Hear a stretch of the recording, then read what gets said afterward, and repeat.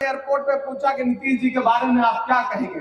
हमने कहा आजकल बिहार में भोजपुरी का एक गाना बहुत बज रहा है कि छन छन बदले तोरे मिजाज रजऊ, धोखेबाज रजऊ।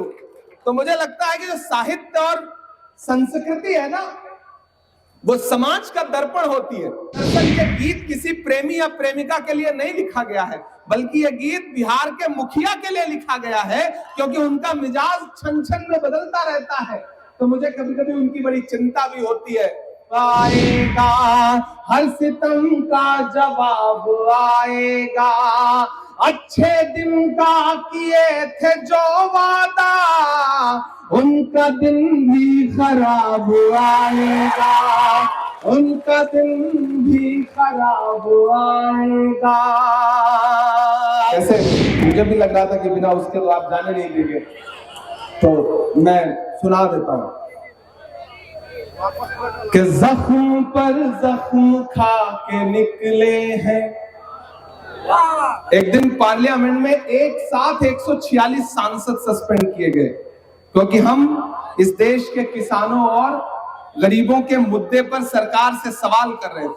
अखिलेश भाई, हम सारे लोग राज्यसभा लोकसभा में 146 सांसद एक साथ सस्पेंड किए गए। तो जब हम बाहर निकले तो परिसर में ही, पार्लियामेंट के परिसर में मीडिया के साथी खड़े थे। उन्होंने कहा आ गया स्वाद, 146 सांसद एक साथ सस्पेंड हो गए, आप भी सस्पेंड होके आए। तब मेरा जवाब सुनना। मैंने उनसे कहा कि आज अगर सस्पेंड ना हुए होते तो हमें ये लगता कि हमारा नाम बहादुरों में नहीं बल्कि बुज़दिलों में लिखा जा रहा है, क्योंकि हम मुद्दे पर लड़ते हुए सस्पेंड हुए हैं और ऐसा सस्पेंशन कितनी भी बार हो हमें कबूल है।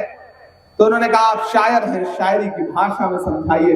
वही खड़े खड़े एक नज्म हुई थी, वो मैं आपको सुना देता हूं कि जख्म पर जख्म खा के निकले हैं हम, अगर मुस्कुरा के निकले हैं। जख्म पर जख्म खा के निकले हैं हम, अगर मुस्कुरा के निकले हैं। सर झुकाने का हुक्म जब आया, सर झुकाने का हुक्म जब आया, और भी सर उठा के निकले हैं, और भी सर उठा के निकले हैं। नारे हक लगा के निकले हैं कि हर सितम का जवाब आएगा। ये मैं बिहार के नौजवानों की तरफ से सरकार से कह रहा हूं, जिन्होंने रात में लाठियां बरसाई, कि हर सितम का जवाब आएगा, देखना इनकलाब आएगा। और अगली जो दो लाइनें हैं ना, यहाँ पंडाल में मौजूद एक एक हाथ हवा में उठना चाहिए, जाना चाहिए पटना तक आपकी तालियों का शोर, कि देखना इनकलाब आएगा, हर सितम का जवाब आएगा, अच्छे दिन का किए थे जो वादा, उनका दिन भी खराब आएगा, उनका दिन भी खराब आएगा। कि झूठ के हाकिमों के चेहरे पर आईना हम दिखा के निकले हैं, नारे हक लगा के निकले हैं। एक बुनियादी अंतर समझिए सत्ता पे बैठे हुए लोगों का और हम विपक्ष में बैठे हुए लोगों का। आप नीतीश जी की, भाजपा की कोई भी रैली उठा के देख लीजिए, सम्राट चौधरी जी का मुंह इधर होगा, नीतीश जी का उधर होगा, अशोक जी का उधर होगा, कहीं से कोई गणित मिलता ही नहीं है।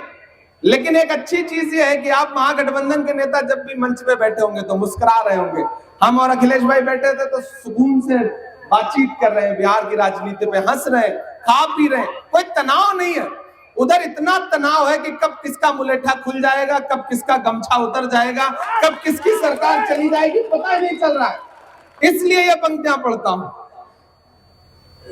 एक दिया हम जला के निकले हैं, कि हम तो निकले हैं मुस्कुराते हुए, हम तो निकले हैं मुस्कुराते हुए, और वो तिल मिला के निकले हैं, नारे हक लगा के निकले हैं, नारे हक लगा के निकले हैं, जख्म पर जख्म खा के निकले हैं। हम बिहार का आम मतदाता अगर जागेगा तो ये जो दिल्ली को बैसाखी देने वाली सरकार बिहार में बैठी है, वो बैसाखी भी टूटेगी और बिहार में बदलाव भी होगा। यहां महागठबंधन की सरकार बनेगी। हमें तो आजकल नीतीश कुमार जी पे बड़ा, उनके बारे में सोच के अखिलेश भाई बड़ी चिंता भी होती है। मैं कल आया तो मीडिया के साथियों ने एयरपोर्ट पे पूछा कि नीतीश जी के बारे में आप क्या कहेंगे। हमने कहा आजकल बिहार में भोजपुरी का एक गाना बहुत बज रहा है कि छन छन बदले तोरे मिजाज रजऊ, धोखेबाज रजऊ। तो मुझे लगता है कि जो साहित्य और संस्कृति है ना, वो समाज का दर्पण होती है। तो ये जो लोक कलाकार हैं, जो भोजपुरी के कलाकार हैं, वो देख रहे हैं कि सरकार के मुखिया का मिजाज छन छन में कैसे बदलता रहता है। तो दरअसल ये गीत किसी प्रेमी या प्रेमिका के लिए नहीं लिखा गया है, बल्कि ये गीत बिहार के मुखिया के लिए लिखा गया है, क्योंकि उनका मिजाज छन छन में बदलता रहता है। तो मुझे कभी कभी उनकी बड़ी चिंता भी होती है, क्या पता फिर उनका मिजाज कब बदल जाए। ऐसी आहट दिल्ली के गलियारों में मिलती भी रहती है, खबरें उड़ती भी रहती हैं। हम उन खबरों का इंतजार करेंगे, लेकिन आपसे इतना कहना चाहते हैं साथियों कि जो संस्थानिक तौर पर अपने एजेंडे को लेकर के भाजपा और आरएसएस के लोग आगे बढ़ रहे हैं, उसका मुकाबला संविधान की किताब से ही किया जा सकता है। जो मुहिम जगाने के लिए राहुल गांधी जी पूरे देश में जा रहे हैं, हम उनके सहयोगी, उनके सिपाही, उनके साथी बन करके आपके बीच में आए हैं और आपसे ये अनुरोध करते हैं कि इस बड़ी लड़ाई में हमारे साथ खड़े होइए, कांग्रेस पार्टी के साथ खड़े होइए। वैचारिक रूप पर भी, सामाजिक तौर पर भी, राजनीतिक तौर पर भी कांग्रेस पार्टी के साथ आइए। हम सब मिल करके संविधान भी बचाएंगे, लोकतंत्र को भी मजबूत करेंगे और इस देश के हाशिए पर मौजूद दलित हो, पिछड़ा हो, अल्पसंख्यक हो, महिलाएं हो, नौजवान हो, अति पिछड़ा हो और इस देश का वो समण जो संस्थान की मार खा करके आर्थिक तौर पे गरीब रह गया है, उन तमाम लोगों के अधिकारों को लड़ने के लिए राहुल गांधी जी के नेतृत्व में पूरा इंडिया गठबंधन उस लड़ाई को लड़ेगा, ये मुझे पूरा विश्वास है। इससे ज्यादा आपसे बहुत कुछ कहना नहीं है। आपने बहुत धैर्य से हमारे भाषण को सुना। मंच पर जो बाकी साथी रह गए हैं, जिनका नाम नहीं ले सके हैं, उनका भी आभार, उनका भी धन्यवाद कि वो इस कार्यक्रम में पूरे जोश और ऊर्जा के साथ शामिल रहे हैं। तो साथियों, एक बार फिर से आप सारे लोगों का बहुत अभिनंदन, बहुत शुक्रिया आप सारे लोगों का।